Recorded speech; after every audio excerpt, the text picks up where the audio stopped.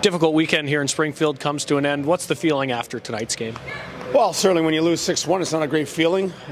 We just felt tonight, loved our start. That first period, we certainly came out and did some things that we had talked about in the morning. And unfortunately, the second period, we spent the majority of it in the penalty box. And to me, that's when the game turned. I think we ended up with close to 20 minutes in penalties. And it doesn't matter what type of penalty kill you're running. That's very, very difficult, and obviously the penalty kill had a rough night on top of that. So when you add those two things together in terms of the amount of penalties we took and the PK not being able to execute, makes for a long night. It's a tale of two different teams almost when you look at Wednesday compared to this weekend.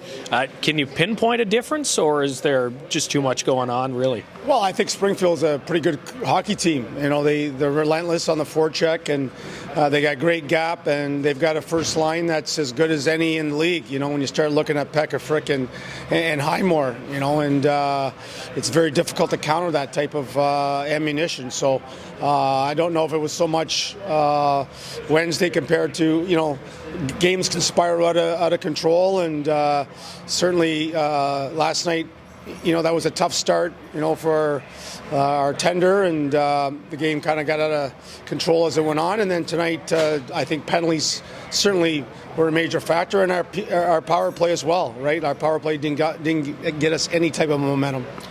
Speaking of goaltending, Matt Sogard jumped back into action a little bit earlier than expected. Assume he made through the game all right since he finished? Yeah, seems like it. I mean, I didn't come to the bench at any moment where we felt that he was not available, and he made some fantastic saves. There was certainly could have been worse than 6-1 in my opinion, based on some of the stops he made. So hopefully that's good for him moving forward.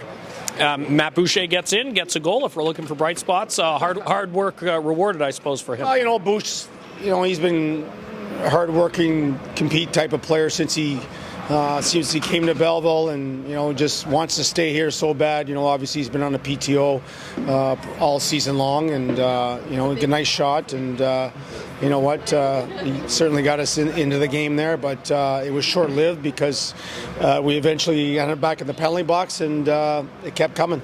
All right, and lastly, Terry Koharski's last game here, and I saw you guys share a moment there at the end of the game. I guess, what does it mean, to see a guy like that put forth such a long career in officiating, and as a head coach who may butt heads with officials at time to time, nice to have a moment like that for him.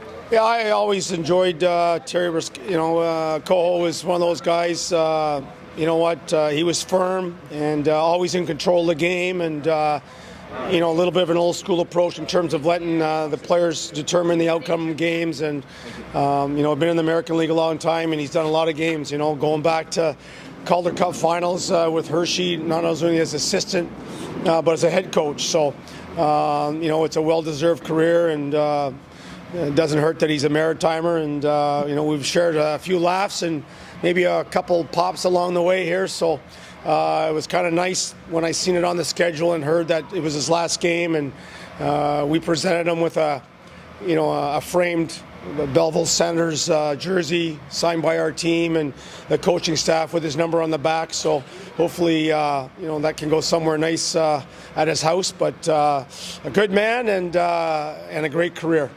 Thanks, Coach. Thanks.